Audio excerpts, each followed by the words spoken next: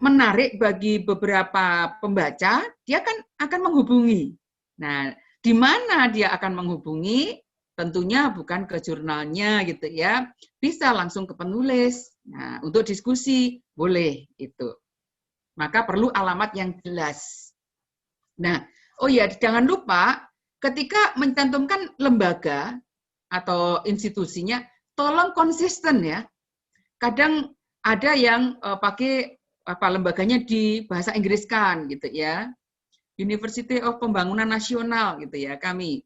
Universitas Pembangunan Nasional, Veteran Yogyakarta, kadang ada yang nulis UPN. Nah, itu yang namanya tidak konsisten, sehingga nanti ketika ada sitasi itu juga agak susah, kemudian nanti masuk ke pemeringkatan itu juga ini yang digunakan yang mana gitu ya. Kemudian mempengaruhi juga kalau di jurnal internasional nanti misalnya Scopus, ID Scopusnya loncat-loncat bisa jadi kayak gitu ya, karena kurang jelas. Nah, maka itu harus konsisten. Kemudian abstrak, ini terdiri dari tujuan, metode singkat, hasil penelitian, dan simpulan serta sumbangan ilmiah. Nah, abstrak itu adalah jendela bagi pembaca. Nah, maka di sini teman-teman, abstrak hanya satu paragraf, tidak ada acuan pustaka, gambar, tabel. Nah, itu ya, rata-rata itu atau sekitar 100 sampai 200 kata. Ini supaya tidak terlalu panjang dan simpel dilihat dalam abstrak tujuan penelitian ini apa, metodenya apa, hasilnya apa, sumbangan ilmiahnya apa. Itu jelas sehingga ketika pembaca sudah membaca abstrak, oh menarik ini. Nah, kemudian membaca full papernya. Atau bagi reviewer itu biasanya juga oh, dilihat abstraknya dulu. Oh, abstraknya bagus. Nah, baru dia tindak lanjutnya seperti itu. Nah, kemudian kata kunci itu wajib mencerminkan artikel. Jadi jangan membuat kata kunci yang tidak ada di artikel. Nah, tidak ada di abstrak, bahkan kata kunci harus ada di abstrak dan bukan kata yang umum, gitu ya. Kalau kata umum itu mahasiswa, nah, ya itu kan nggak bisa di kata kunci udah umum gitu ya, dicari pencarian. Jadi kata kunci ini memudahkan si pembaca dalam mencari artikel yang kita miliki itu gitu. Nah, misalnya tadi konsep diri ex wanita tuna susila kayak gitu ya. Nah, itu apa konsep diri gitu ya. Bisa ketika orang mau menulis tentang konsep diri bisa dicari gitu. Nah, atau tentang tadi ritual Natoni gitu. Oh, pernah diteliti belum sih ritual Natoni itu? Oh, dicari. Nah, itu ya. Sehingga mudah memberikan informasi kepada pembaca. Nah, terdiri dari 3 sampai 5 kata. Setelah abstrak, maka ditulis pendahuluan. Nah, di sini pendahuluan terdiri dari latar belakang. Latar belakang harus berurutan. Ada masalah jenis ada masalah yang jelas gitu ya, dan didukung dengan data real, sumbernya jelas. Sering saya temukan bahwa masalah itu dia waduh yang global kayak gitu kan. Masalah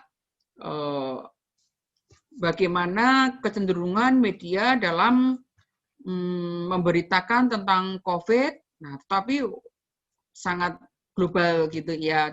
Sebenarnya yang diteliti itu apa sih? Nah, itu ya. Sehingga masalah itu tuh harus menyempit gitu masalah yang sedang akan diteliti ini. Masalahnya apa dengan sumber jelas gitu. Nah, oh misalnya masalahnya di sini tadi saya contohkan yang saya teliti sajalah, saya mudah ya. Masalahnya kenapa sih Bu Puji kok meneliti di komunikasi bencana Sinabung? Nah gitu ya. Karena saya melihat ada aduan di masyarakat di sana dan itu ada di koran dan bahkan sudah sampai sidang di pengadilan gitu.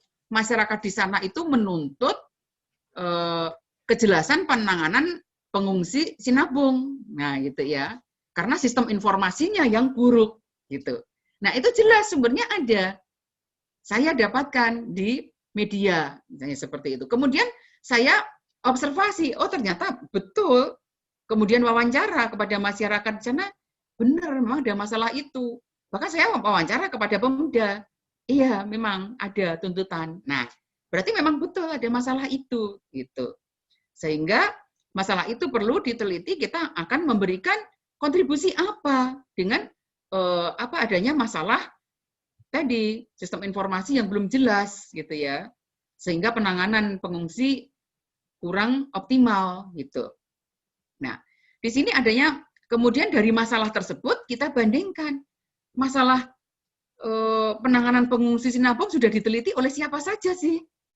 Nah, dan komunikasi bencana Sinabung diteliti oleh siapa saja? Nah, disinilah saya membandingkan dengan jurnal-jurnal yang ada, sehingga kebaruan penelitian saya itu apa? Oh, ternyata waktu awal sekali saya masuk ke sana, Gunung Sinabung meletus 2010 sampai 2012 itu belum banyak sistem informasi yang ada gitu ya. Saya datang ke pemerintahan sehingga zaman dulu masih aktif itu SMS yang belum ada WA gitu ya. Nah, kemudian saya buat bersama tim itu program SMS Gateway. Nah, baru karena belum ada penelitian tentang itu. Sehingga itu yang saya anggap sebagai kebaruan penelitian saya seperti itu. Nah, kemudian membandingkan secara kritis dengan hasil penelitian lain, menguatkan atau mengoreksi temuan sebelumnya. Jadi kalau misalnya boleh, saudara kita mencari masalah itu boleh juga membaca jurnal-jurnal yang sudah ada. Jurnal-jurnal yang sudah ada itu, yang sudah diteliti apa, yang belum apa, itu kelihatan biasanya ada di rekomendasi gitu kan. Nah, penelitian ini memang masih perlu dilanjutkan, bisa jadi seperti itu, ada sudah meneliti 3 variabel, tetapi ternyata perlu penelitian lagi dengan tambahan variabel lain. Nah, variabel lain berdasarkan hasil wawancara yaitu X3 misalnya. Nah, kita teliti itu. Nah, itu bisa gitu ya. Nah, sehingga hasil penelitian dan temuan itu harus dapat menyelesaikan masalah serta menemukan hal yang baru kayak gitu. Itu di pendahuluan. Nah, ini sudah di hasil dan pembahasan. Tadi di pendahuluan, sorry ya. Kemudian di metode, ini gap, menjelaskan kajian yang relevan, sorry ke pencet tadi ya. Pertegas tujuan di akhir pendahuluan itu. Nah, tadi di gap penelitian itu kita lihat antara penelitian yang sudah ada dan seharusnya seperti apa. Nah, metode ini harus rinci. Saya mereview beberapa artikel, itu bahkan metode itu kutipan dari buku. Menurut Sugiono, metode penelitian kualitatif adalah bla bla bla bla. Penelitian kuantitatif adalah seperti ini. Kemudian dijelaskan. Nah, metode observasi adalah, nah, itu kan konsep gitu ya. Padahal metode itu harusnya dijelaskan yang rinci. Jenis penelitiannya apa gitu ya. Kemudian objek penelitiannya, subjek penelitiannya. Objek penelitiannya apa? Kalau mau meneliti komunikasi bencana Sinabung, berarti objek penelitiannya komunikasi bencana. Kemudian subjek penelitiannya siapa? Mau Pemda, mau penyintas, nah misalnya. Kemudian teknik pengumpulan datanya dijelaskan. Saya menggunakan wawancara, atau FGD, atau simulasi, atau menggunakan teknik pengumpulan data, survei misalnya. Dan teknik analisis data dijelaskan juga.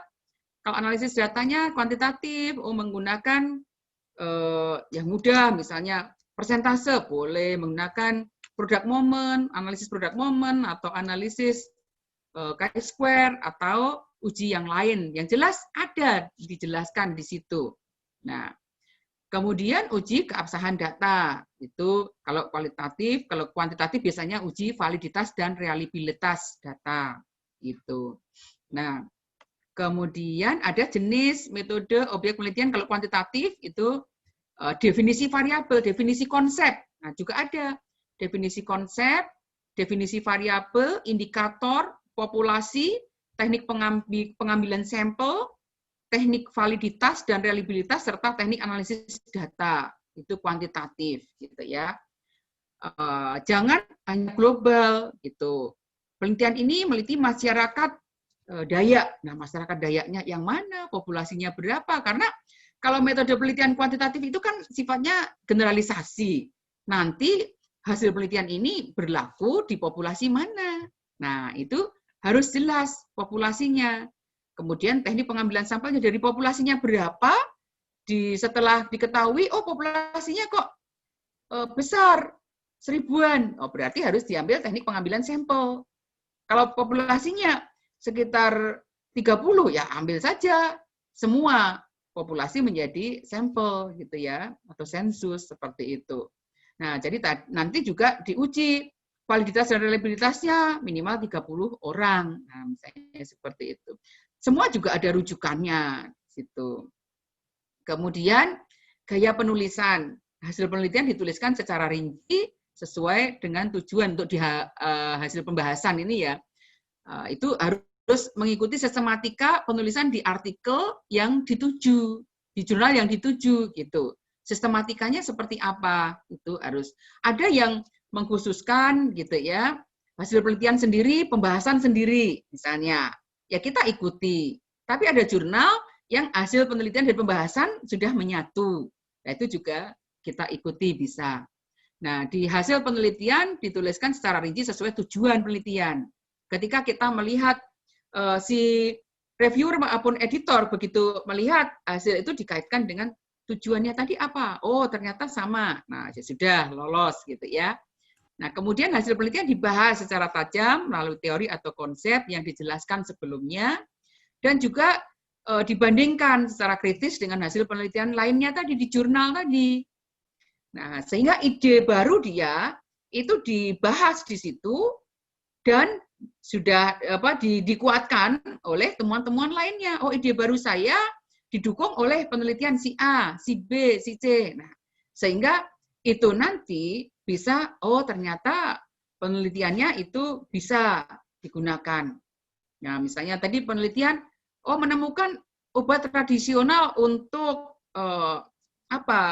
menyembuhkan COVID gitu ya.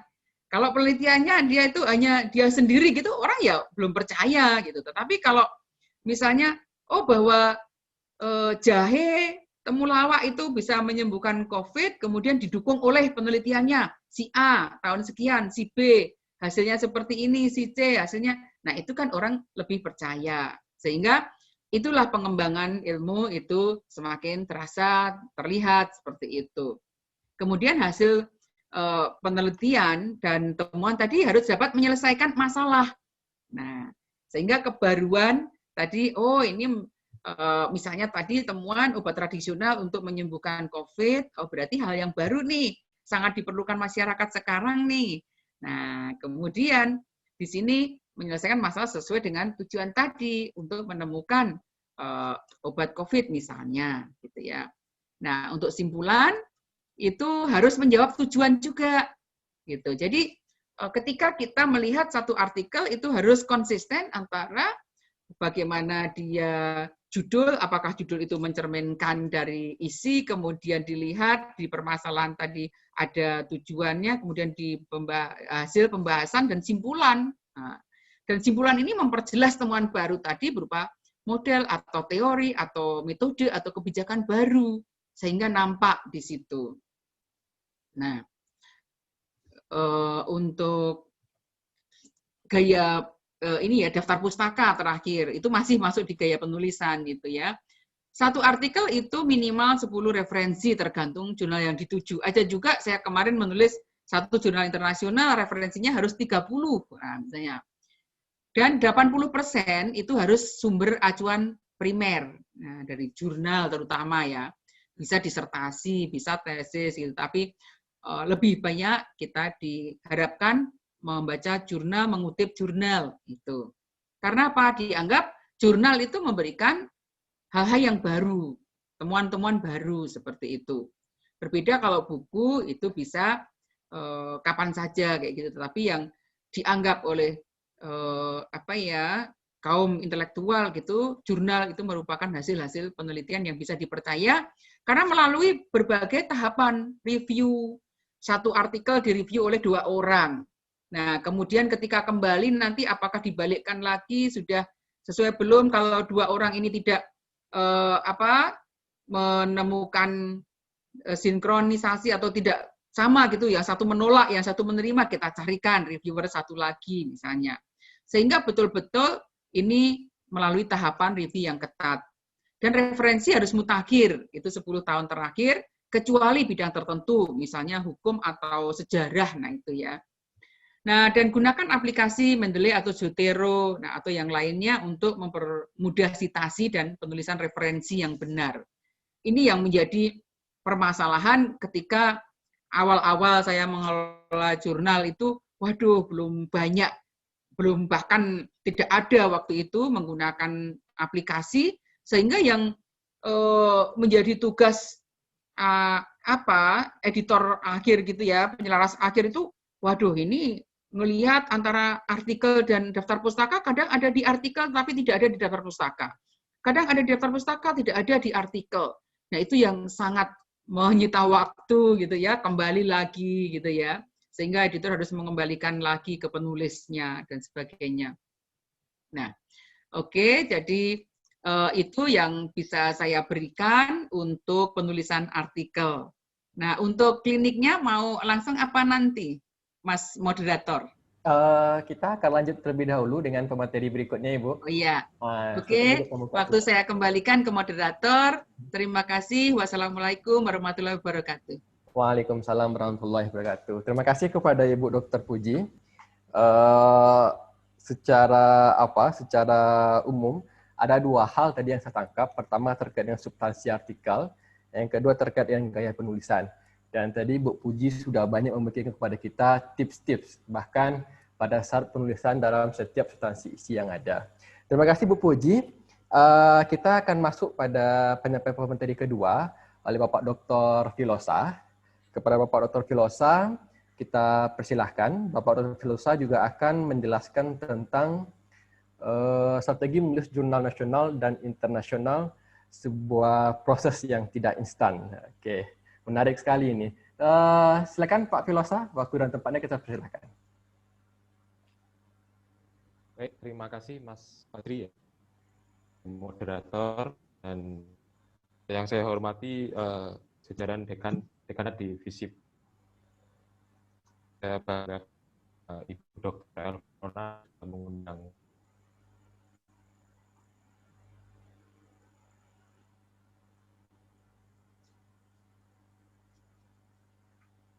keilmuan komunikasi ya, karena beliau sudah malang melintang jauh lebih dulu daripada saya. Jadi memang ketika mengundang 2 editor atau 2 editor in chief dalam satu forum, ini memang nanti akan ada banyak hal-hal yang sama yang akan disampaikan. Tetapi saya pikir itu penting, nggak masalah, karena nanti akan ada penekanan-penekanan yang mungkin nanti bisa dipahami oleh peserta workshop ini. Jadi, oh ternyata yang penting bagian ini. Gitu.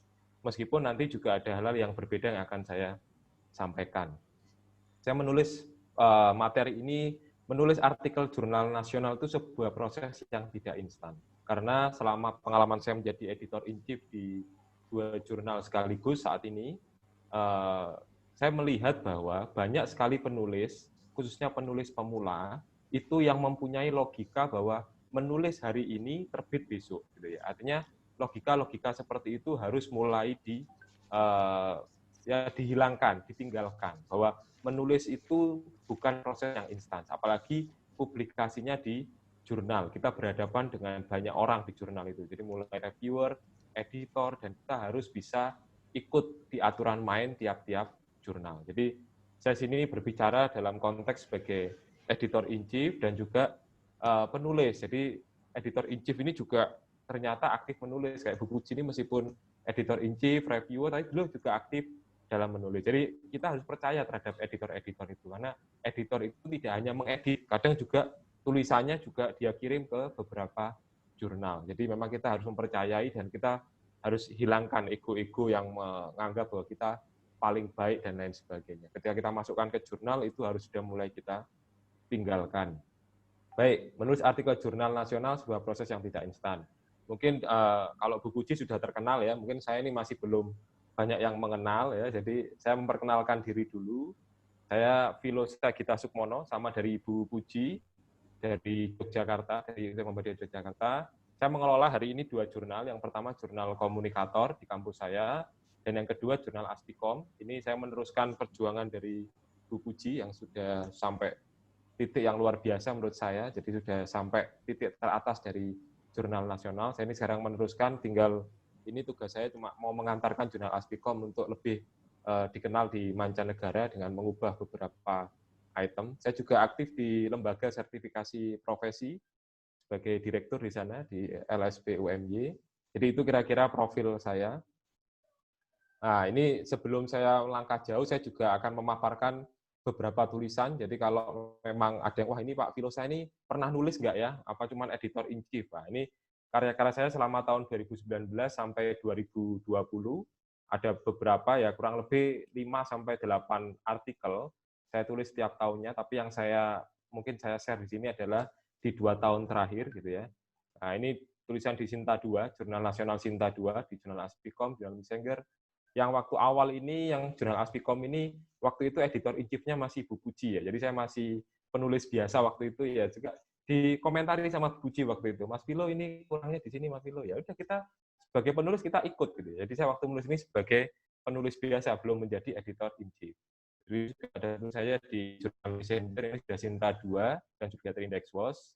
Ada juga di tahun berikutnya, edisi berikutnya juga nulis di Jurnal Sinta 2 juga, di Messenger, terus di Jurnal 2, kemudian ini beberapa artikel saya di Jurnal Pengabdian, ini Scopusnya juga ada Q3, kebetulan ini juga bareng Bu Puji, satu edisi gitu ya, jadi di edisi ini kita bareng sama Bu Puji. Nah ini kita juga publikasi, di 2020 juga sudah mulai publikasi.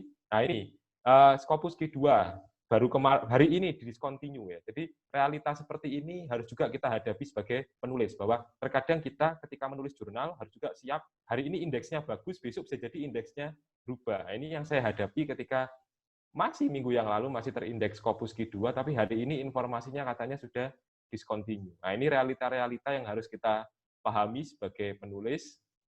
Nah, ada juga nanti tulisan saya di November 2020 akan terbit di Jurnal Sinta 2 juga, di Jurnal Studi Komunikasi ya, sama ini yang mau gawangi Mas Daniel ya di Unitomo Surabaya. Dan sampai hari ini, sampai detik ini ada 4-5 tulisan saya yang sedang ongoing, sedang diproses in review di beberapa jurnal. Nah, jadi itu gambaran bahwa seorang pengelola jurnal, seorang editor in chief juga memang aktif dalam menulis. Artinya tidak hanya mengomentari ya, tapi juga kita kadang dikomentari gitu ya tentang tulisan-tulisan kita. Baik, akan saya mulai ya. Jadi menulis artikel jurnal itu perpaduan antara aspek teknis dan mentalitas. Jadi tadi Bu Puji kan sudah banyak menyinggung masalah teknis ya, teknis dari menulis sebuah jurnal, artikel, itu memang harus cermati, karena kalau tanpa skill teknis itu tadi, kita nggak akan bisa kemana-mana artikel kita. Tapi realitanya nanti di lapangan, artikel jurnal itu perpaduan antara aspek teknis dan mentalitas. Mentalitasnya seperti apa? Nanti akan saya kupas. Jadi tidak hanya bicara masalah hal-hal teknis ya, tapi juga mental kita harus kita siapkan. Sebagai contoh, yang tadi saya sebutkan di awal, bahwa ketika kita mau menulis artikel di sebuah jurnal, apalagi sudah bereputasi, sudah terindeks Sinta 2 atau Sinta 1, maka mental kita harus siap, meskipun kita doktor, profesor gitu ya, maka kita harus, kalau bahasa Jawanya itu manut ya, kalau bahasa Indonesianya nurut ya, nurut dengan pengelola jurnal, dengan editor. Editor maunya seperti ini, karena editor sudah menyiapkan reviewer yang dianggap sebagai orang yang kompeten di tulisan yang akan kita buat. Itu di komentari A, B, C, kita nggak boleh marah gitu ya, dan lain sebagainya. Nanti akan saya kupas di materi saya. Oke, strategi menulis artikel jurnal. Jadi saya lebih umum, tadi Bu Puji lebih spesifik, tapi saya akan lebih umum aja. Yang pertama harus mempunyai riset. Dulu di awal-awal tahun 2000, ketika saya juga salah satu generasi penulis jurnal di awal tahun 2000, saya masih bisa memasukkan artikel saya di jurnal hanya dengan kajian konseptual. Jadi mengkaji sebuah konsep dan lain sebagainya. Tapi hari ini tren jurnal itu menerima artikel berbasis riset. Sehingga tadi benar kata Pak Dekan bahwa mendorong semua sivitas akademika, khususnya dosen, untuk mempunyai riset, karena tanpa riset kita nggak akan punya artikel gitu ya di hari ini. Karena apa? Tren jurnal hari ini semua inginnya artikel by riset. Kita memang harus berlomba-lomba punya riset. Risetnya apakah harus yang besar? Tidak selalu.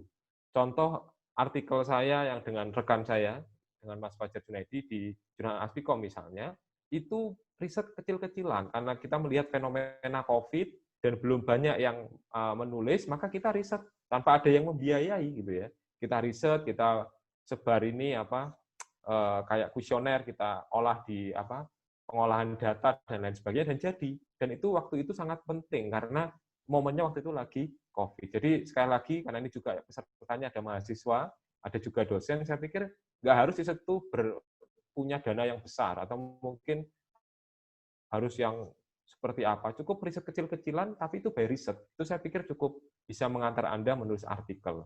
Bisa jurnal nasional, mungkin Sinta 1 sampai Sinta 4 bisa kita berkompetisi di sana.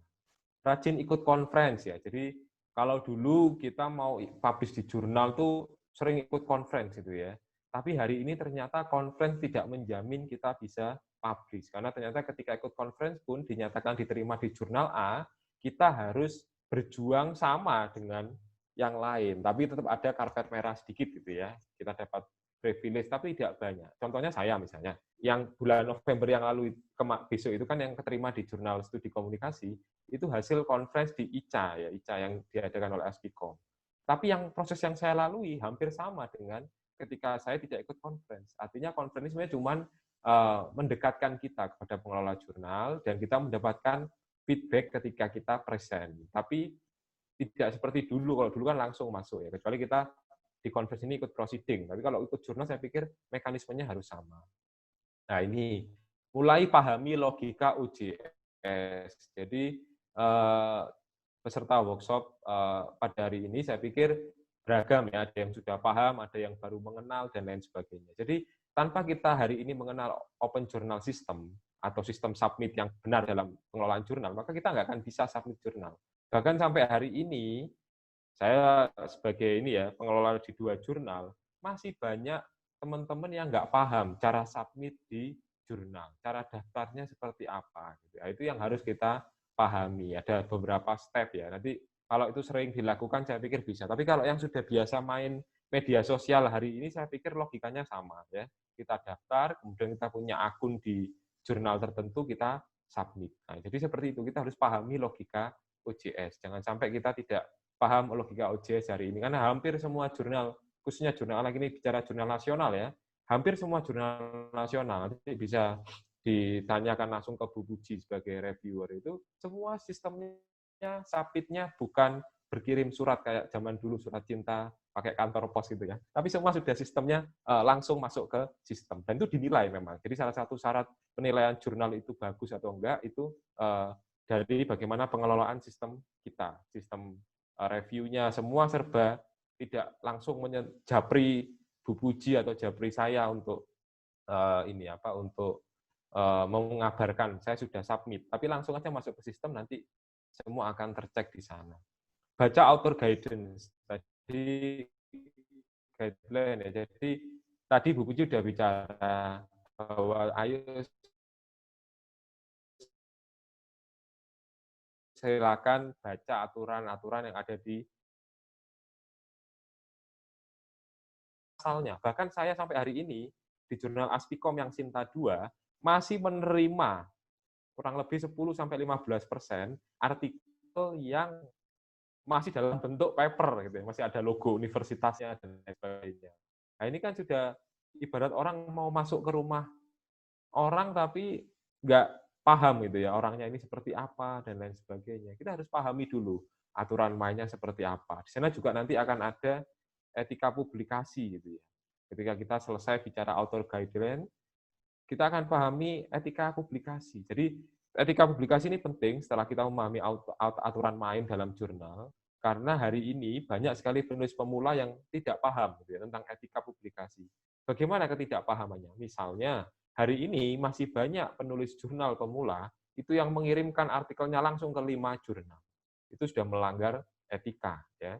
Jadi mulai sekarang yang punya artikel tolong kirim ke satu jurnal dulu, tunggu jawabannya, jangan terburu untuk submit ke jurnal yang lain sebelum Anda diterima atau ditolak. Ya, jadi sabar menunggu, jangan kayak kita kalau ini ya, kalau mau nulis di artikel koran mungkin bisa kita sebar ke banyak koran. Tapi kalau di jurnal saya pikir itu sudah tidak dibenarkan. Bahkan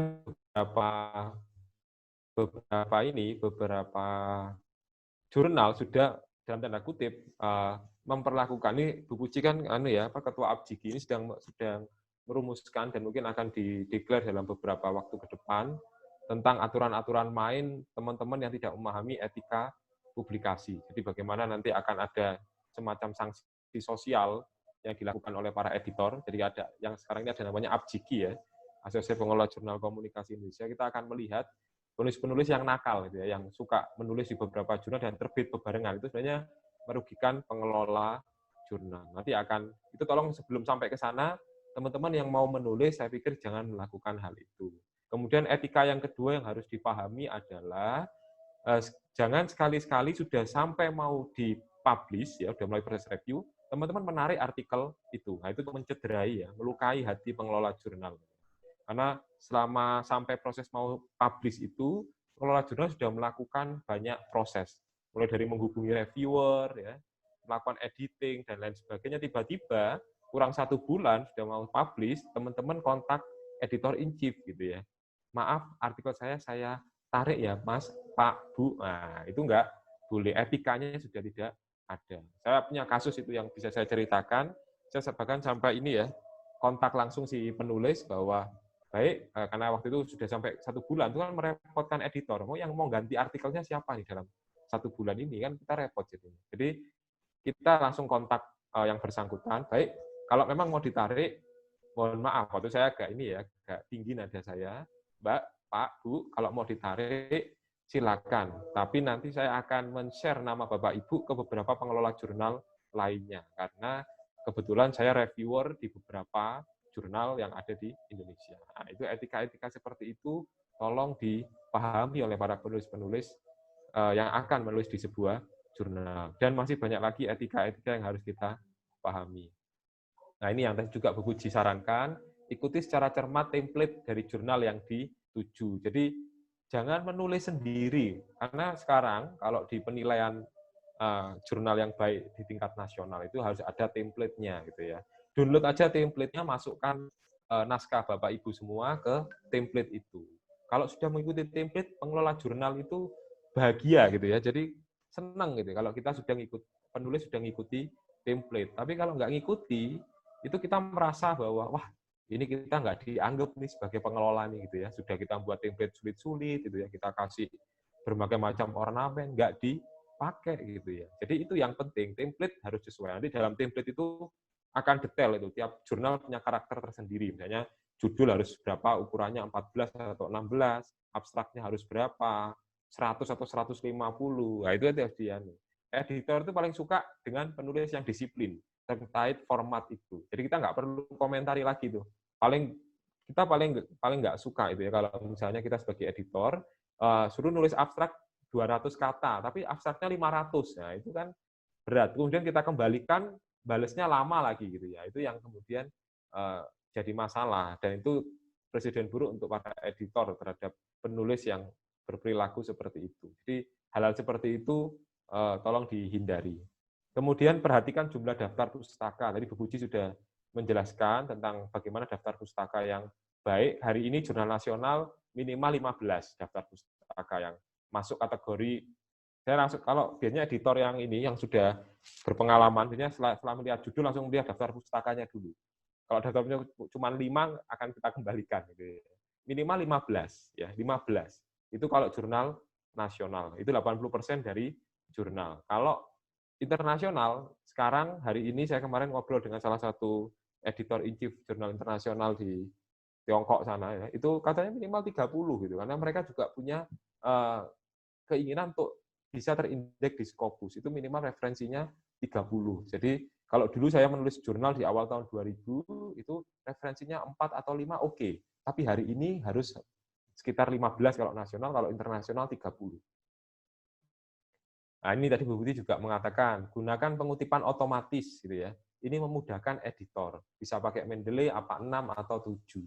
Sebenarnya ini bisa dipelajari di YouTube ya. Silakan nanti kalau yang belum bisa pengutipan otomatis belajar di YouTube, ada cara mengutip otomatis dengan apa style langsung di Word. Ini sebenarnya menguntungkan ketika kita bisa melakukan hal ini, maka referensi-referensi yang kita tulis di beberapa artikel kita sebelumnya itu sudah include masuk di istilahnya kamus kita, tabungan kita. Nah, ketika kita mau menulis lagi, kita tinggal pindahkan saja itu ke sistem. Nanti akan otomatis muncul. Nah, itu salah satunya. Kalau saya biasanya, kalau yang standar Cinta 2, saya lihat ini pengutipannya otomatis enggak. Sebelum masuk ke review, saya cek dulu. Nah, kalau enggak otomatis, saya kembalikan. Gitu ya. Tolong dibuat pengutipan otomatis minimal apa style 7. Gitu. Jadi, dan saya juga digitukan dengan pengelola jurnal yang lain. Gitu ya. Tolong kalau saya nulis, saya mesti diingatkan pengutipan otomatis ya, dan lain sebagainya. Tujuannya untuk mempermudah editor sebenarnya. Jadi tidak ada lagi referensi yang lepas, artinya ada yang terselip atau lain sebagainya. Jadi semua harus otomatis sekarang. Kalau yang belum bisa, silakan belajar di YouTube, ada tutorialnya. Jadi seperti itu. Nah, artikel kita ini yang nanti akan saya jelaskan lebih lanjut di slide berikutnya, harus mempunyai kebaruan, keunikan riset, dan lain-lain. Saya pikir karena ini ilmu sosial, saya pikir banyak hal yang harus nanti kita lihat kenapa kok harus baru, harus unik, dan lain-lain. Nah, ini yang saya sebut sebagai mentalitas tadi, bahwa kita harus berkepala dingin merespon komentar reviewer jurnal. Gitu ya. Misalnya saya dapat komentar reviewer nih, waktu saya dapat komentar reviewer dari yang jurnal Cinta 2, yang jurnal studi komunikasi, waduh, komentarnya luar biasa menyakitkan gitu ya, untuk kita udah nulis serius-serius, komentarinya seperti itu. Kemudian kita gebrak meja gitu ya. Wah, ini apa-apaan ini? Kok bisa komentarnya kayak gini ya? Saya ini dokter, editor in chief misalnya, kok dikomentari seperti ini? Nah, kalau kita mau menulis di jurnal, itu nggak boleh kita punya pikiran-pikiran seperti itu. Kita harus berkepala dingin. Kita harus bisa menundukkan atau membuat kita ikut bagaimana jurnal itu maunya, ya udah kita edit ya, meskipun kuping panas tapi hati tetap dingin gitu ya. Jadi kita terus edit, kita kirim, direvisi lagi ya kita revisi lagi, dan lain dan seterusnya. Jadi jangan sampai kita gampang emosi gitu ya. Jadi kalau yang gampang emosi menerima review, saya pikir Anda akan sulit mendapatkan publikasi pertama Anda di jurnal ya, kalau Anda sering emosi mendapat review dari kolega atau reviewer jurnal. Jadi kita harus berkepala dingin, hati panas tapi kepala harus dingin ya. Kalau bisa nanti hatinya bisa menjadi dingin kalau kepalanya dingin. Baik, berikutnya bangun relasi yang baik dengan para editor jurnal. Jadi acara seperti ini bukan berarti nepotisme ya. Saya dan Bu Puji diundang agar nanti kalau submit biar lebih enak, bukan. Tapi sebenarnya relasi yang baik itu adalah kita bisa tahu cara berpikir editor, sering ngobrol dengan editor, sehingga kita tahu logika dan cara kerja editor itu seperti itu toh. Sehingga kita bisa memahami gitu ya. Kita nggak perlu apa-apa, kita bisa nulis. Jadi relasi-relasi yang seperti itu yang saya maksud ya, bukan relasi-relasi yang lain. Nah, kebaruan yang tadi saya sebutkan dan juga sempat disinggung sama Bu Rona tentang bagaimana kebaruan artikel yang nanti akan dilirik oleh para editor. Jadi memang editor itu selain bicara masalah teknis, terkadang kita juga melihat bagaimana artikel itu mempunyai kebaruan, mempunyai keunikan dan bisa memberikan warna di dalam jurnal yang edisi yang akan kita persiapkan. Biasanya seperti ini. Jadi kita ketika melihat sebuah artikel, template-nya sudah oke. Yang berikutnya adalah kita melihat bagaimana penelusuran riset atau artikel jurnal dengan tema yang sama. Ini biasanya beberapa penulis pemula itu kurang baik dalam melakukan penelusuran riset atau jurnal terkait. Sehingga kalau ini dilakukan, sebenarnya 15 referensi itu hal yang mudah kalau kita bisa melakukan ini. Sehingga kebaruan atau novelty dari artikel yang kita buat akan semakin terasa ketika banyak artikel atau jurnal yang kita kutip gitu ya. Keunikan tema, ini yang penting. Jadi keunikan tema itu misalnya kalau untuk editor-editor luar negeri, saya pikir tema-tema yang unik dan sangat lokal di Indonesia itu juga bisa menjadi daya tarik gitu ya untuk mereka. Oh, ini ada konsep menarik nih. Begitu juga dengan jurnal nasional, sebenarnya juga sangat memperhatikan nilai-nilai lokal yang kemudian kita angkat ya. Misalnya beberapa tulisan-tulisan tentang daerah lokal yang itu kita bisa temukan di sana, tentang bagaimana nilai-nilai kajian sosialnya atau mungkin kajian komunikasinya. Saya pikir menarik, jangan malu dan jangan merasa minder kalau mengangkat sesuatu yang sangat lokal. Kadang itu menjadi nilai-nilai tersendiri untuk kita. Kemudian ikutilah tren isu yang kemudian sedang berkembang dan segeralah, jangan menunda untuk mensubmit artikel di tren isu yang lagi berkembang. Misalnya tren tentang COVID. Nah, ini kan sebenarnya momennya 2-3 bulan yang lalu lagi in-in-nya nih. Nah, kita harus segera menulis karena belum tentu nanti 3-4 bulan ke depan isunya masih sehangat ini. Bahkan kemarin jurnal Aspikom membuat panggilan untuk para penulis untuk khusus menulis tentang COVID gitu ya. Kita agendakan karena saya pikir isu tentang COVID masih sangat diperlukan artikel-artikel karena masih banyak penulis yang sedang menulis ataupun riset terkait tentang fenomena COVID-19 ini. Sehingga itu harus kita perhatikan. Nah, hasil riset atau temuan dalam artikel mempunyai nilai manfaat. Tadi yang kata Bu Puji dijelaskan ya, harus punya nilai manfaat. Apakah memang punya nilai manfaat artikel yang kita tulis ini? Itu harus juga kita renungkan dalam artikel-artikel yang kita buat. Oke, itu saya pikir ya untuk menuju kebaruan. Berikutnya, saya sedikit ini ya menjelaskan sedikit, mempromosikan sedikit. Nah, ini ada jurnal Aspikom yang dulu juga dikelola Bu Puji. Ini silakan kalau teman-teman punya artikel menarik, saya pikir bisa disubmit di jurnal Aspikom.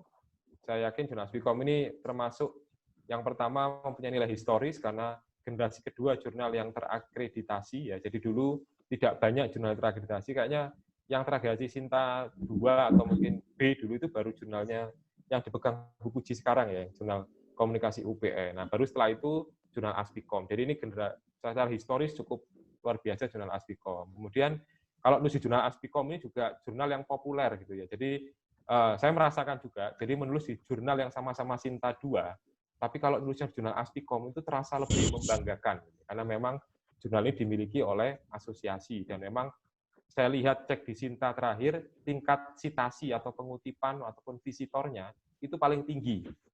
Tingkat visitornya, jadi pengunjungnya itu paling tinggi se-Indonesia. Di antara jurnal-jurnal Sinta 2, pengunjung paling tinggi itu ke jurnal Aspikom. Nah, ini juga tidak lepas dari kerja keras Bu Puji ya sebelum saya kelola, sehingga memang popularitas dari jurnal Aspikom ini bagus. Dan kemudian nilai lebihnya juga sudah Sinta 2, DOAJ, dan mulai Januari 2020, semua artikel sudah in English. Artinya bisa disebut jurnal internasional bereputasi gitu ya. Tinggal nanti definisinya dari lembaga mana. Tapi yang jelas semua artikel jurnal di Aspikom sejak Januari sudah berbahasa Inggris. Ini artinya kemungkinan artikel kita disitasi dan dibaca oleh teman-teman dari luar negeri menjadi lebih besar. Sehingga tidak hanya lokal, tapi orang luar negeri pun bisa juga melihat riset-riset kita yang sebenarnya cukup luar biasa, tapi karena mungkin masih bahasa Indonesia, sehingga belum bisa dibaca oleh teman-teman atau rekan-rekan kita dari luar negeri. Nah, ini saya juga mengelola jurnal komunikator, ya, sama, tapi kita masih Sinta 3, DOAJ, dan sama seperti Aspikom, kita sudah semua in English, ya. Jadi bisa juga disebut jurnal internasional. Nah, ini kalau Aspikom bisa kunjungi websitenya. Kalau komunikator, ini. Oke. Ini yang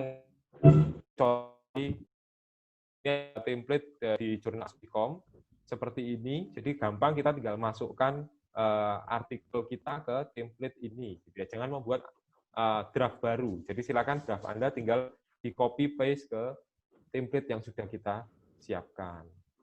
Kemudian salah satu trik yang saya lakukan juga ketika mau submit atau mau publish di sebuah jurnal adalah saya membedah sebuah artikel. Jadi saya download artikel-artikel yang ada di jurnal itu, kemudian saya bedah gitu ya, saya cek satu persatu karakternya seperti apa. Hingga saat saya memahami bagaimana menyusun sebuah artikel jurnal adalah dengan membedah sebuah artikel yang dimuat pada sebuah jurnal untuk mengetahui anatomi artikel tersebut. Nah, ini biasanya struktur artikel seperti ini yang tadi juga sudah dijelaskan oleh Bu Puji ya, tentang abstrak dan seterusnya. Nah, jadi tantangan menulis artikel jurnal itu harus menulis secara kontinu atau terus-menerus. Jadi mempunyai publikasi yang stabil dari tahun ke tahun. sehingga kesabaran dalam respon komentar reviewer dan menunggu hasil untuk accepted. Jadi tidak ada artikel yang jurnal, tidak ada artikel jurnal yang hari ini ditulis, bulan depan terbit. Jadi kita sebagai penulis jurnal itu harus continue. Kalau tahun ini kita ada 2 artikel, ya tahun depan 2.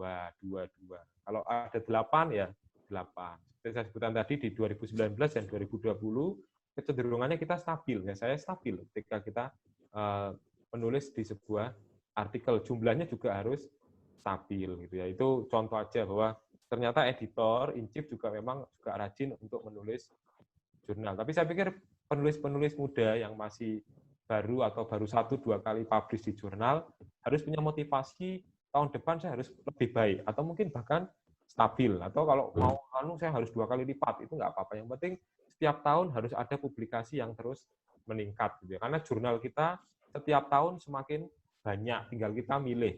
Bahkan terakreditasi Sinta 2 hari ini sudah lebih dari 10-an kayaknya sudah bisa. Jadi pilihannya sudah banyak untuk kita mau publish di jurnal-jurnal yang bereputasi.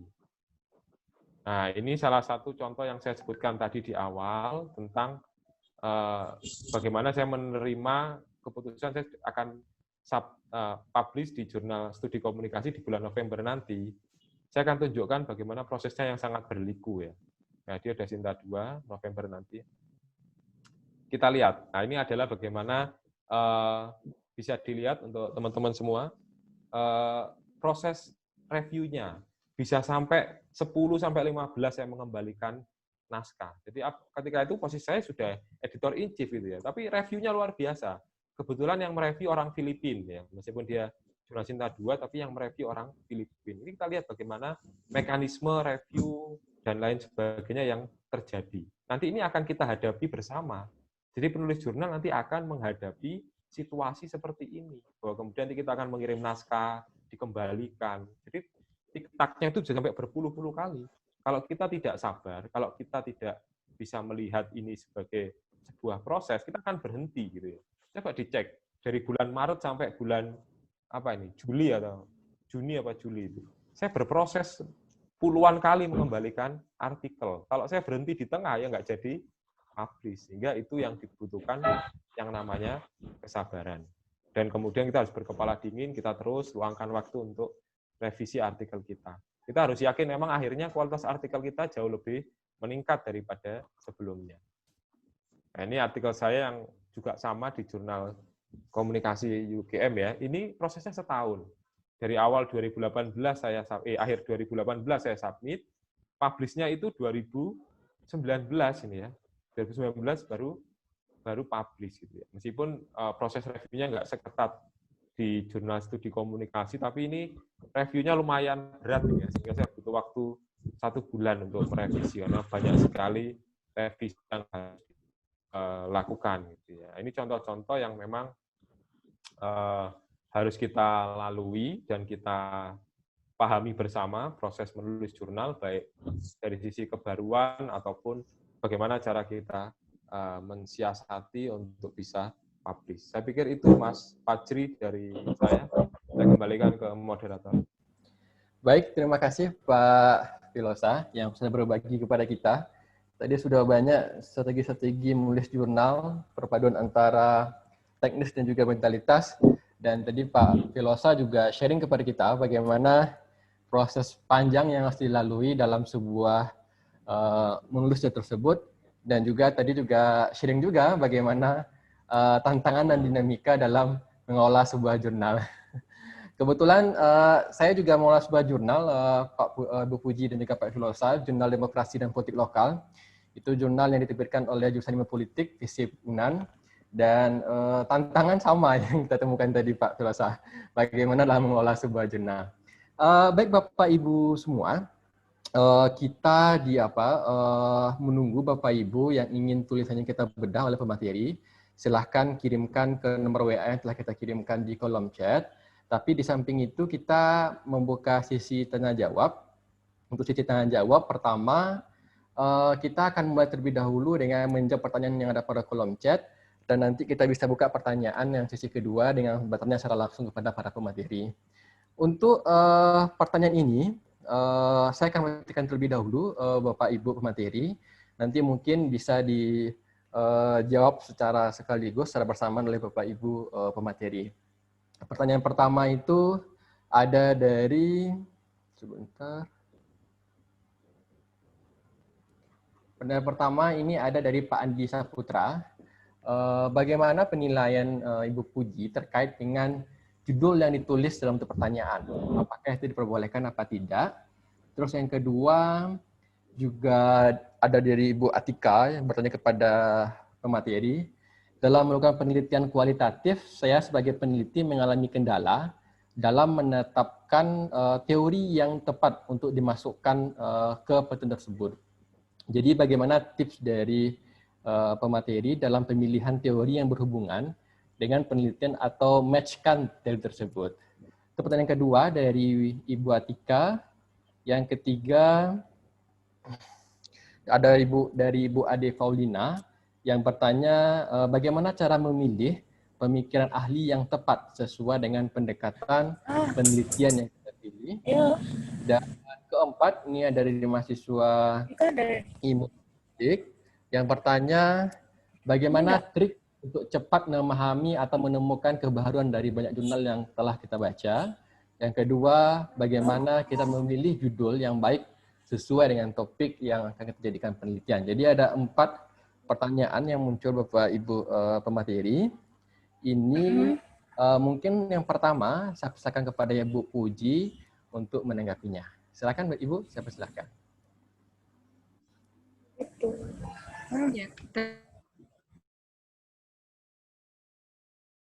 Ya, yang pertama dari Saudara Andi Saputra untuk judul, apakah boleh judul itu dalam bentuk kalimat tanya, begitu ya. Nah, seperti yang saya jelaskan tadi, judul diusahakan menarik ke calon pembaca. Nah, bisa dibayangkan kalau judul itu masih dalam tanda tanya, gitu ya. Nah, kalau bagi saya selama mengelola jurnal, saya lebih memilih judul itu inti dari temuan penelitian dia. Bukan bertanya. Nah, itu yang saya berlakukan kayak gitu ya. Judul itu lebih bagus hasil penelitian yang mencerminkan kebaruan tadi supaya menarik bagi pembaca gitu.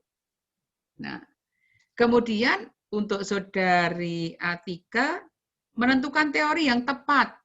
Nah, posisi teori dalam penelitian kualitatif maupun kuantitatif itu berbeda. Kalau dalam penelitian kualitatif, teori lebih menuntun peneliti untuk menemukan sesuatu. Tetapi posisi dalam penelitian kuantitatif, teori itu menjadi penentu atas proses generalisasi. Nah, sehingga teori itu harus betul-betul menjadi patokan untuk uji hipotesis.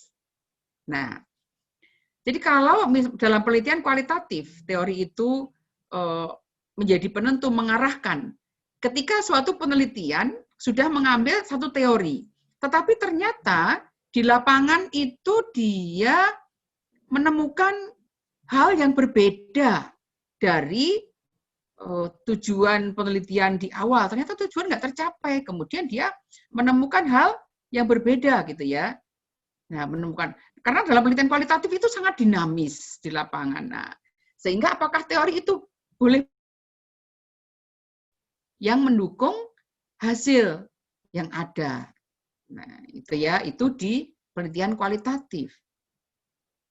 Kalau di penelitian kuantitatif kan sifatnya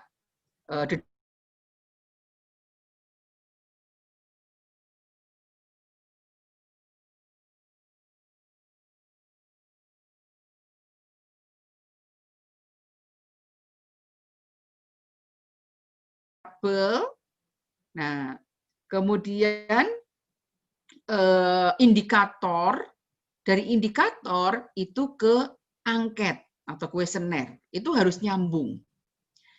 Jadi dari judul, tujuan penelitian, ya rumusan masalah, tujuan penelitian, kemudian metode, hasil, simpulan, itu dalam penelitian kuantitatif udah kelihatan apakah dia sinkron apa tidak. Gitu ya. Misalnya judulnya dia menuliskan apa ya, penelitian kuantitatif itu pengaruh terpaan media siaran sinetron terhadap kekerasan di kalangan remaja misalnya. Nah, harus ada teori yang menghubungkan antara terpaan media dengan perilaku. Bahwa terpaan itu memengaruhi perilaku. Dari apakah? Nah, tentu carilah teori-teori tentang efek media. Seperti itu. Nah, sehingga teori itu menyambungkan antara variabel X, terpaan informasi siaran sinetron, X gitu ya, sinetron apa yang diteliti, kemudian kekerasan di kalangan remaja mana? Karena penelitian kuantitatif kan sifatnya generalisasi.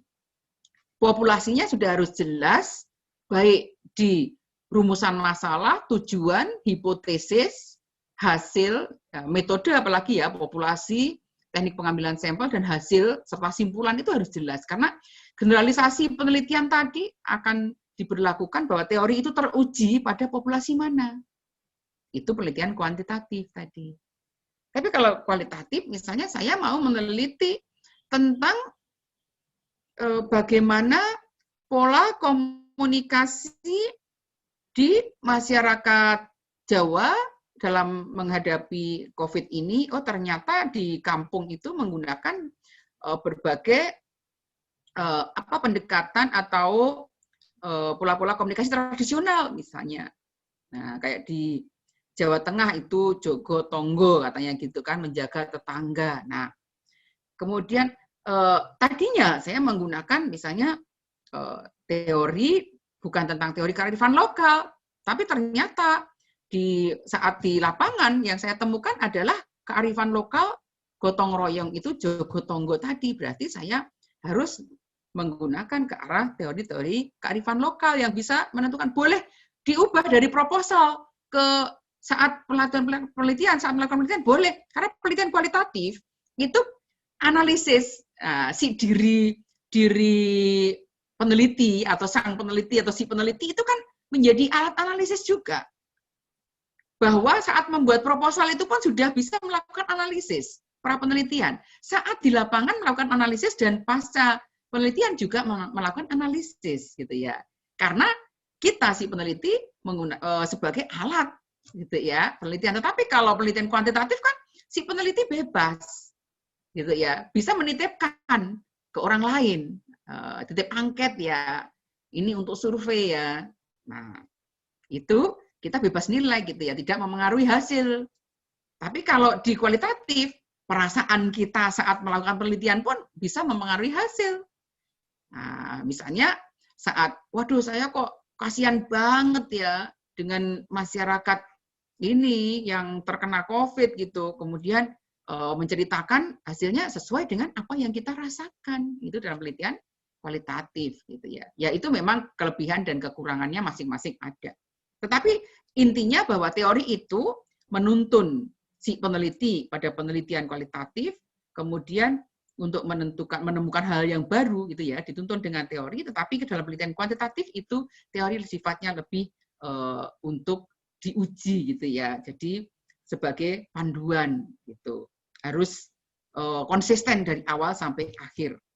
Nah, kemudian Saudari Ade Faulina, ini cara memilih pemikiran ahli yang tepat gitu ya untuk pendekatan penelitian. Ya, kita sekarang gampang.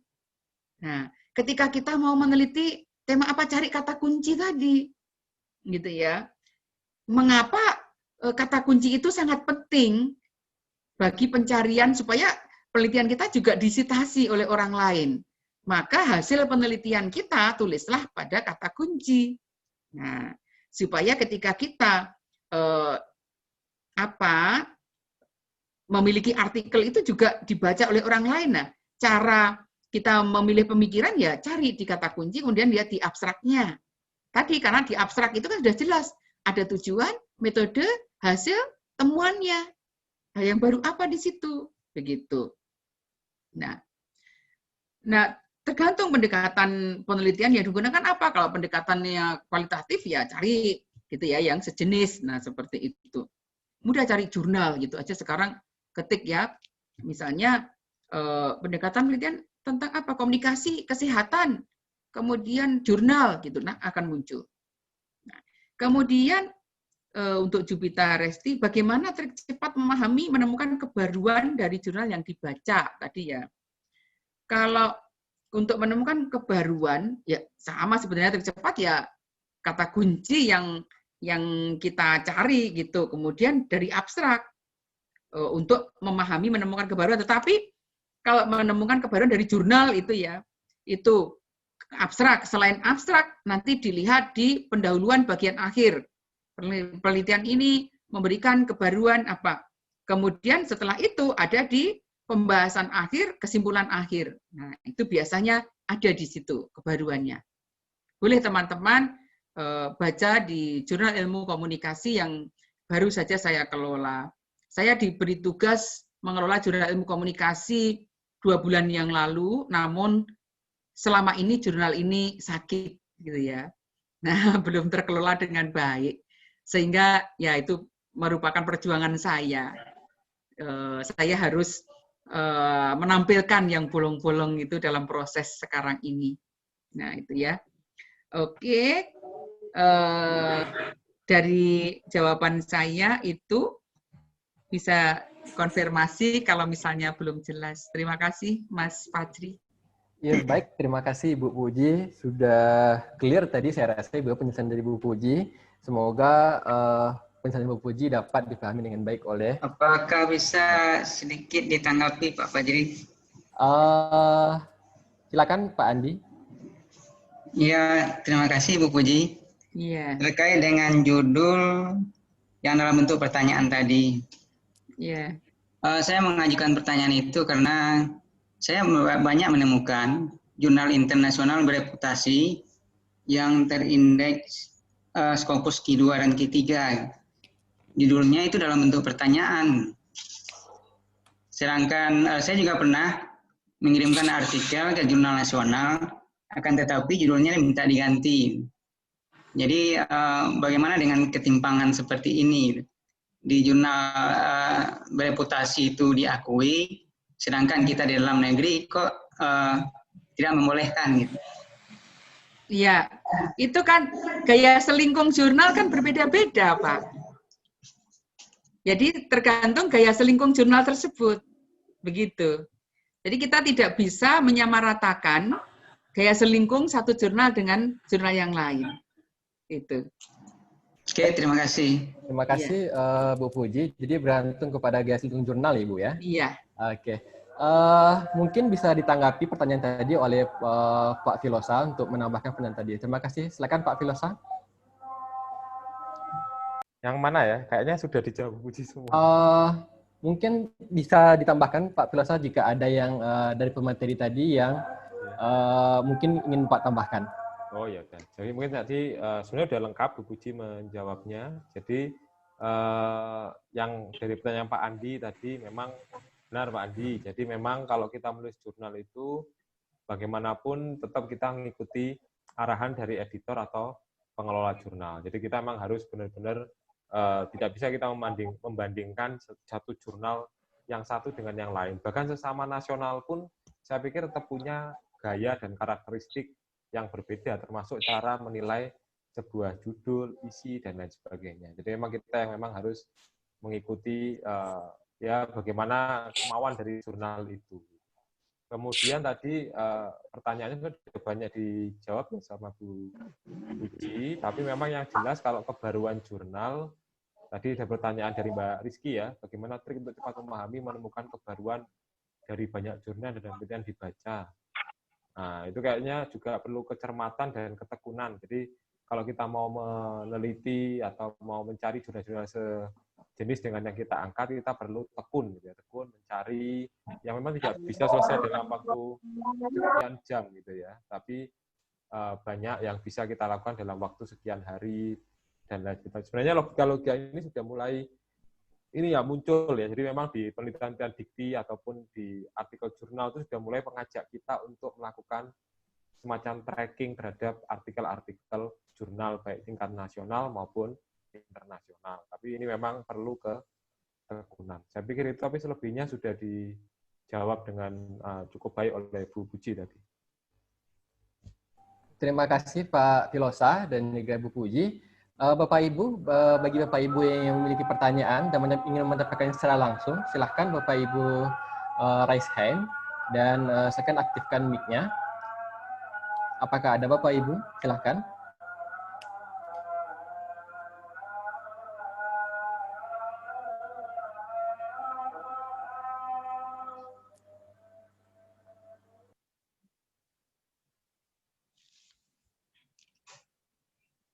Kita akan masuk pada sesi berikutnya, yaitu klinik bedah jurnal. Tadi sudah ada sebuah naskah yang dikirimkan oleh peserta dan sudah diteruskan kepada pemateri untuk dapat kita bedah. Kira-kira bagaimana Ibu dan Bapak? Sebentar, saya pastikan ke apa? Atau saya dulu, Mas Fajri. Ini sudah ada artikel yang masuk kayaknya. Ah iya Pak, silakan ya, Pak Filosa mungkin share screen ya. Baik. Ini artikel dari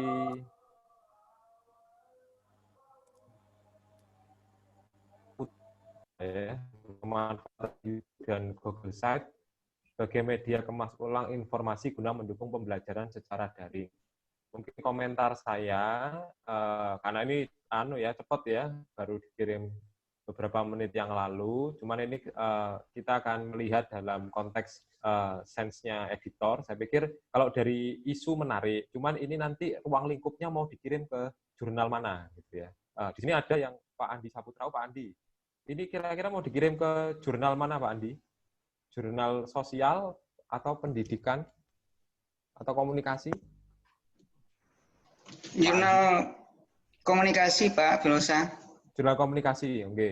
Jadi kalau untuk jurnal komunikasi mungkin nanti judulnya lebih dibuat komunikasi dan mengikuti fokus and scope dari jurnal yang dituju. Jadi misalnya bicara masalah pembelajaran daring dan lain sebagainya itu menarik, tapi mungkin nanti judulnya lebih dikemas, lebih menarik perhatian editor terkait tentang isu-isu komunikasi. Dan ini saya pikir tadi saya baca sekilas di abstraknya bisa explore lagi untuk judulnya supaya menarik perhatian editor.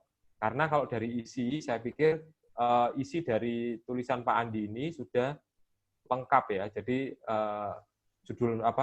jumlah referensi juga sudah sesuai arahan yang kita sebutkan tadi. Untuk standar jurnal nasional sudah lebih dari 15 citasi, sudah menggunakan pengutipan otomatis ya. Kemudian juga sudah ada penelitian-penelitian terdahulu. Tinggal nanti mungkin ini tinggal menyesuaikan template saja, kemudian tinggal nanti kesabaran Pak Andi dalam merespon komentar reviewer. Karena nanti kan ini akan dikirim ke reviewer yang kompeten, yang memang paham terkait isu yang dibahas oleh Pak Andi gitu ya. Jadi memang sudah cukup lengkap, tinggal nanti disesuaikan, nanti tinggal dipindahkan ke template. Ini juga bisa kita contohkan, salah satu contoh artikel yang sudah menggunakan pengutipan otomatis. Nah, ini sudah, kalau editor sudah cek seperti ini, sudah aman. Jadi ini sudah, pengutipannya sudah otomatis. Jadi kita nggak perlu ragu lagi. Ya, ini biasanya kalau tinjauan literatur ini, di beberapa jurnal, ada yang langsung jadi satu dengan latar belakang, ada yang memang dipisahkan. Nah, tinggal nanti kalau kemauan artikel atau jurnal yang dituju seperti apa, tinggal nanti dipindah ke atas gitu ya. Kemudian termasuk yang kajian literatur ini nanti setiap jurnal nanti berbeda sehingga nanti bisa disesuaikan. Nah, kemudian untuk metode penelitian Pak Andi nanti mungkin bisa lebih ke ini ya, ini sudah menarik, sudah aplikatif ya. Jadi sudah aplikatif. Jadi memang metode dalam sebuah jurnal itu sebaiknya tidak bicara konsep lagi, tapi bagaimana kita doing risetnya seperti apa sih gitu ya, sehingga tidak bertele-tele karena jurnal itu dibatasi jumlah kata gitu ya. Apalagi jurnal yang seperti saya misalnya yang berbahasa Inggris itu saya sangat agak alergi dengan artikel-artikel yang terlalu panjang gitu ya. Karena nanti proses translate-nya itu juga nanti kan memakan biaya juga itu. Jadi kalau misalnya saya maksimalkan misalnya artikel untuk jurnal Aspikom misalnya atau komunikator itu maksimal 4.000 atau 5.000. Nah, itu berarti nggak boleh lebih dari situ gitu. Sehingga nanti proses transisinya juga lebih enak gitu. Termasuk hasil dan pembahasan ini sudah antara hasil dan pembahasan juga sudah ada. Cuma nanti mungkin akan kita serahkan ke ke reviewer yang kompeten kalau mau dikirim ke jurnal. Jika nanti dari sisi editor dicek dulu template-nya, biasanya step awal itu editor akan cek dulu apakah sesuai template, sesuai dengan EYD dan lain sebagainya. Kalau sudah oke, baru nanti biasanya akan kita lempar ke reviewer gitu ya. Ini kita bisa lihat di Pak Andi sudah pengutipannya sudah sudah pengutipannya sudah otomatis terlihat seperti ini. Ini sebenarnya Bapak Ibu kalau sekalian ya, ini sekalian saya akan perlihatkan tadi yang saya ceritakan tadi bahwa ini nanti bisa jadi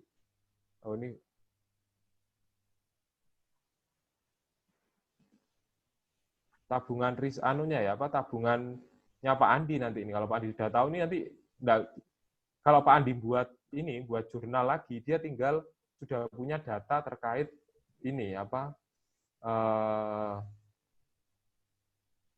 ini terkait bibliografi yang dia punya. Ini manage source ini nanti dia akan muncul semua artikelnya Pak Andi yang pernah dikutip di source ini. Jadi nanti tinggal dipindahkan kemana? Seperti ini. Nah, ini punya saya nih. Ini materi list punya saya.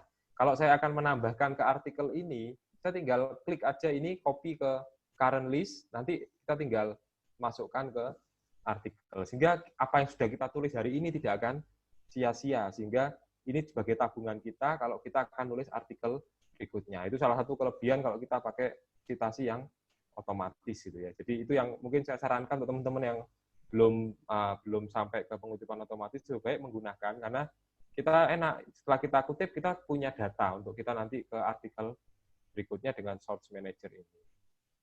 Saya pikir itu Mas Fajri, Pak Andi sudah cukup bagus ini, tinggal nanti menyesuaikan template dari jurnal yang dituju sama fokus and scope-nya lebih dibuat kesannya ke komunikasi lagi.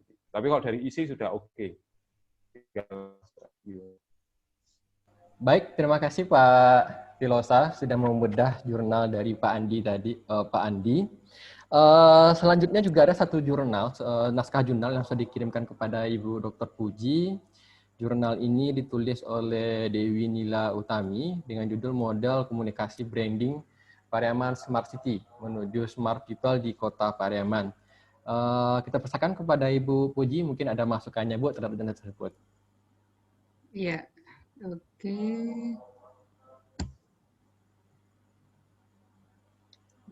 Sebentar.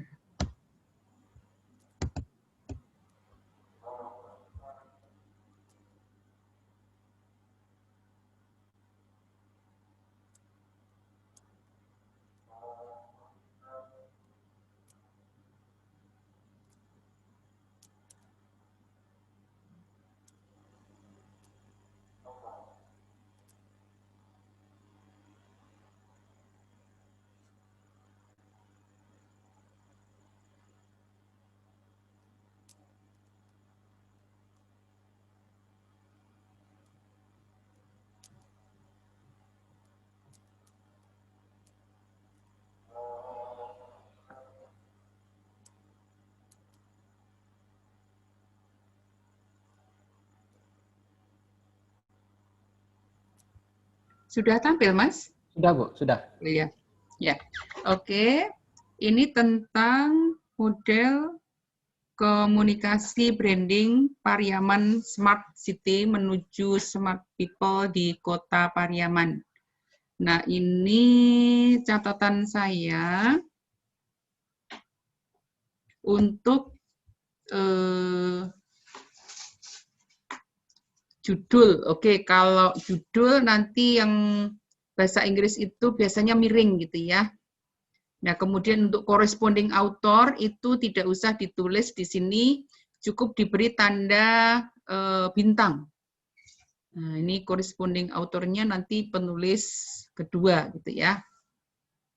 Nah, kemudian untuk alamat itu lebih lengkap, lebih bagus karena untuk korespondensi dengan pembaca itu departemen apa, ditambahkan fakultas, seperti itu. Kemudian tolong dilengkapi email penulis kedua dan ketiga, serta diberi bintang gitu ya. Yang tadi corresponding itu, koresponden autornya kan yang ini nomor 2.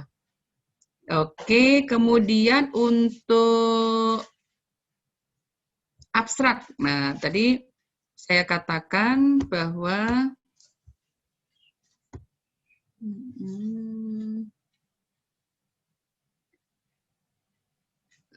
saya sudah ini ya, lebih baik dengan bahasa yang lugas, dan ini masih ada kata yang akan diterapkan gitu ya. Ini pemerintah Kota Pariaman melakukan berbagai upaya agar program kebijakan yang akan diterapkan mendapat dukungan.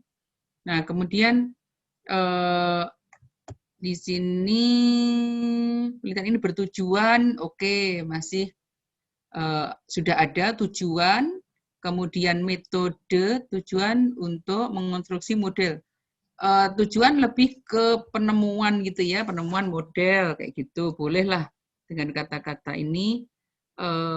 Untuk metode sudah, studi kasus, hanya studi kasusnya dijelaskan, ini kan masih global ya.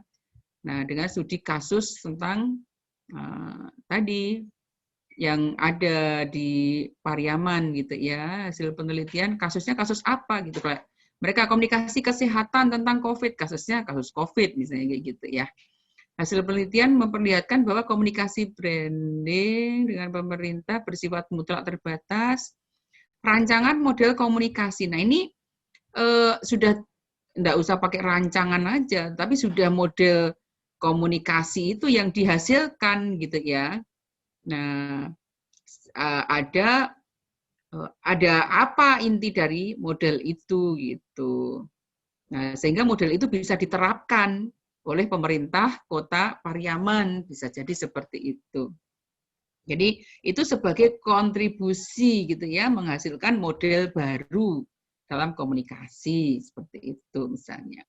Kemudian di sini secara umum pendahuluan itu, untuk pendahuluan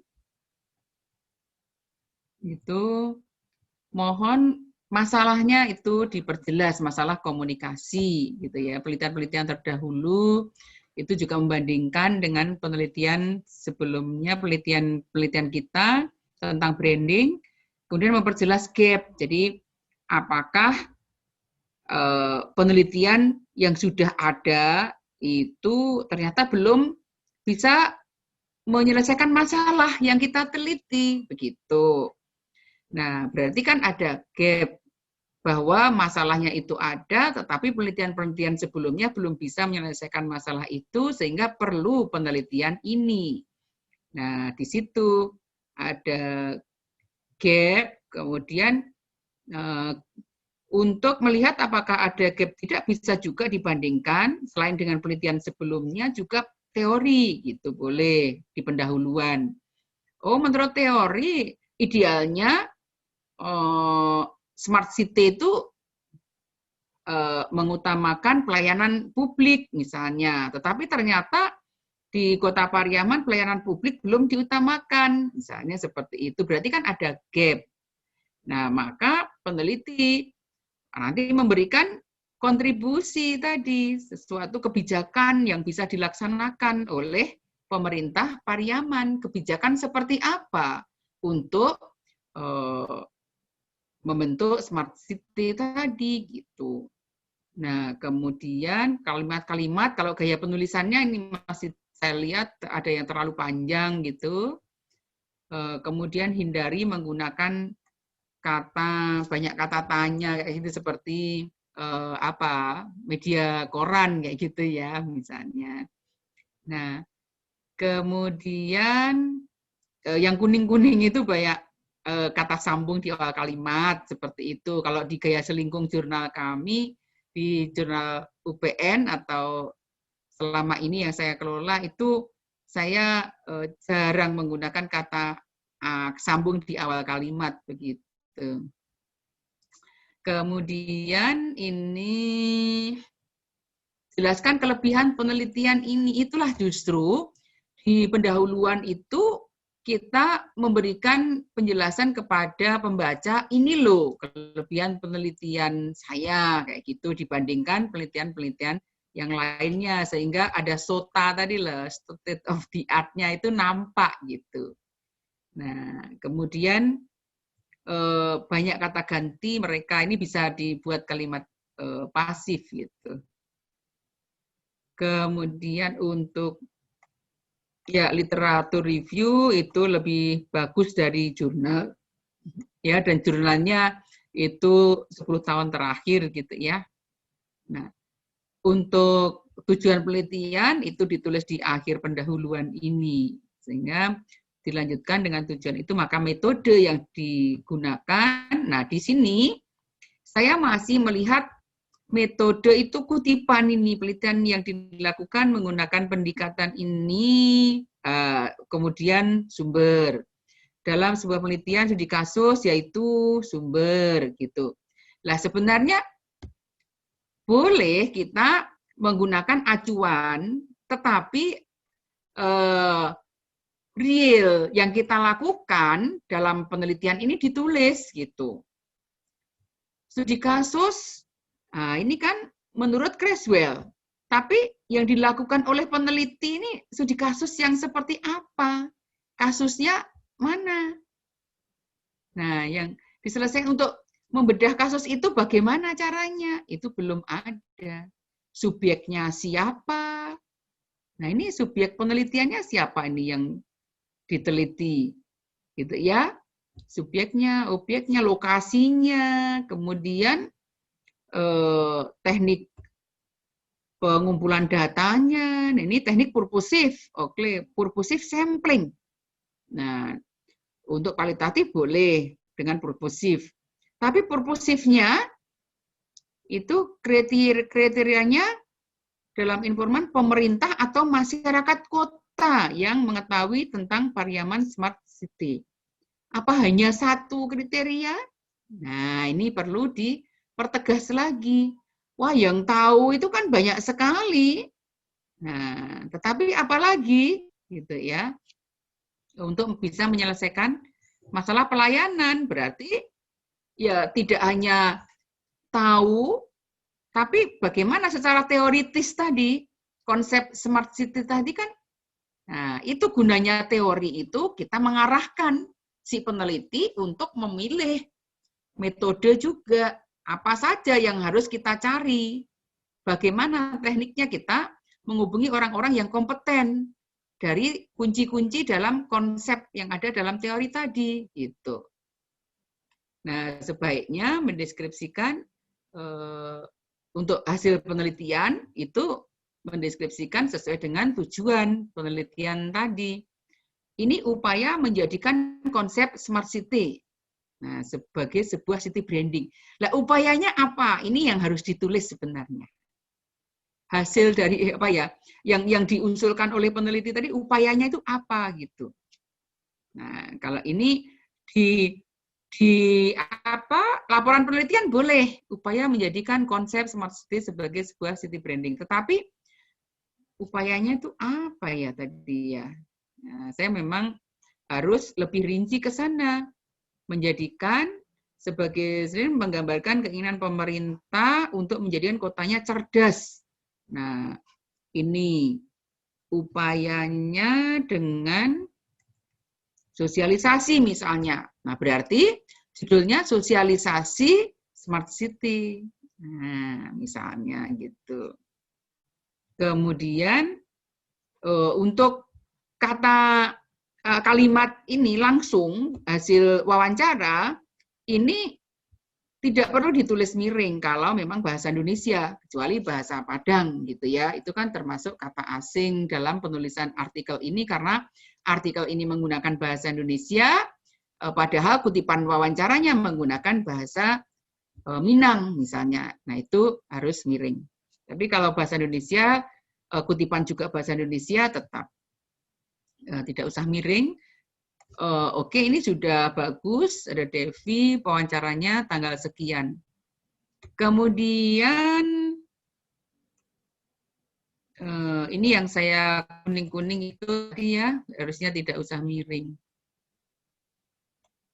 Nah, model yang ditemukan sudah bagus. Berarti kan ini menemukan model baru, gitu ya. Model baru komunikasi branding Pariaman Smart City. Nah ini pun sebagai judul itu juga boleh, model komunikasi branding Pariaman Smart City. Nah, gitu ya. Nah, di sini model komunikasinya lebih ke apa? Masyarakat kota yang seperti apa? Nah, itu akan lebih jelas, lebih bagus gitu. Masyarakat kota Pariaman yang ramah lingkungan misalnya. Gitu ya. Itu yang memberikan pelayanan prima misalnya. Itu. Jadi lebih ke ini juga masyarakat Pariaman yang seperti apa, kalau bedanya dengan model yang tadi apa gitu. Bisa lebih jelas. Dan ide ini dijelaskan di bawah gambar. Ini setelah gambar kan kosong.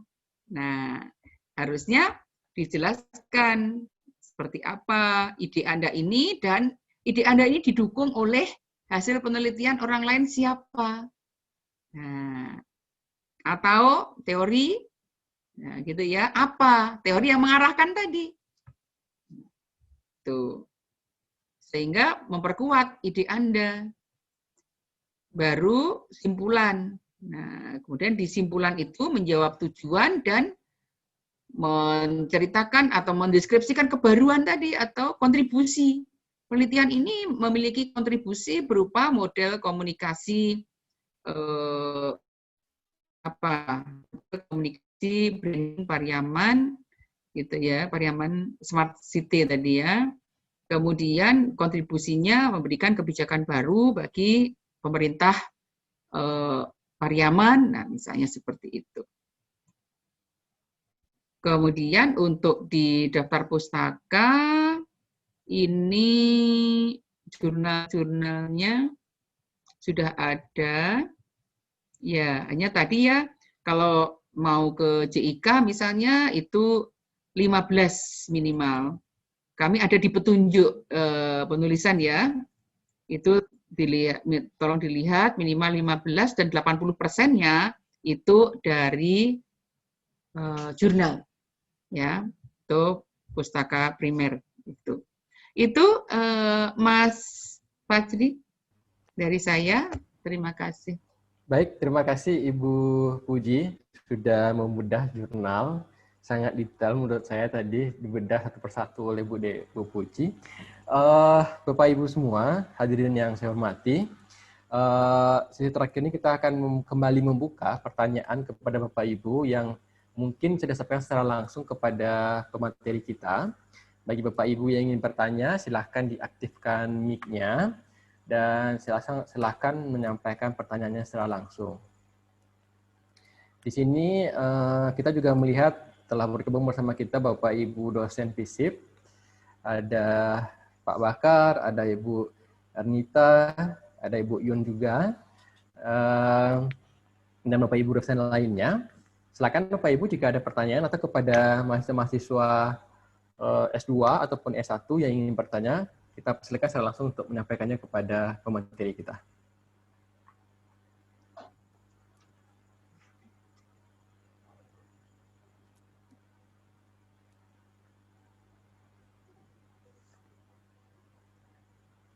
Baik, Bapak Ibu, sepertinya ini karena sudah dipotong jeda sholat asar.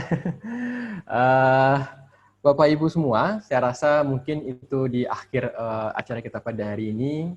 Banyak hal yang kita dapatkan dari Ibu Puji dan juga Pak Filosa terkait bagaimana menulis sebuah jurnal yang baik.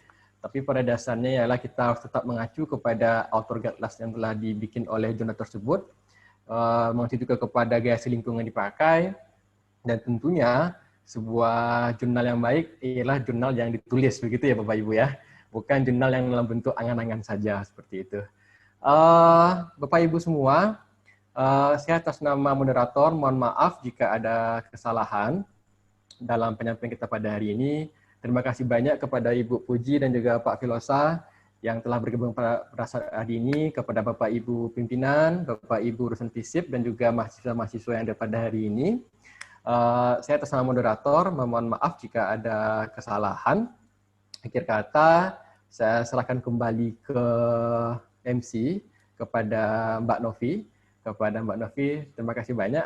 Assalamualaikum warahmatullahi wabarakatuh. Waalaikumsalam warahmatullahi wabarakatuh. Terima kasih. Sama Bu Puji, Pak Filosa. Terima kasih Mas Fajri. Sama-sama Ibu. Terima kasih Pak Fajri yang sudah memoderatori acara ini sehingga berlangsung dengan sangat baik. Terima kasih juga kepada dua narasumber yang sudah mau memberikan ilmunya dan sangat bermanfaat, kepada Ibu Dr. Puji Lestari dan Bapak Dr. Filosa. Terima kasih. Juga kehadiran dari Bapak Ibu dosen FISIP dan rekan-rekan mahasiswa. Baik, sebelum saya tutup, saya ingin ingatkan bahwa di link di room chat sudah ada link presensi yang bisa Bapak Ibu isi untuk mendapatkan sertifikat maupun materi dari kedua narasumber kita. Barangkali itu, terima kasih atas waktunya. Mohon maaf apabila ada kesalahan. Sekali lagi saya berterima kasih kepada dua narasumber. Assalamualaikum warahmatullahi wabarakatuh. Selamat sore. Terima kasih Bapak Ibu. Puji, Mas Filo, terima kasih banyak.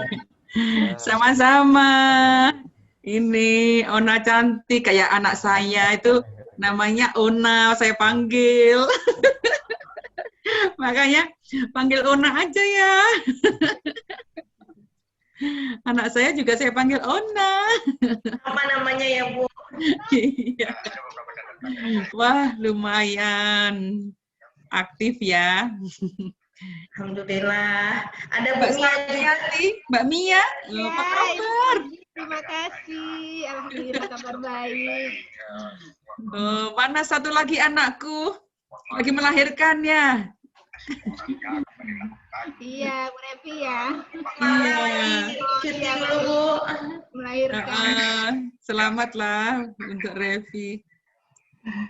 Iya. Ini masih COVID, gimana? Semoga sehat selalu. Siap ketemu tanggal 1 Oktober ya, Bu. Oh iya, tanggal 1 Oktober. Terima kasih. Ya. Belum ada surat kan? Belum nanti akhir-akhir nanti. Tenang.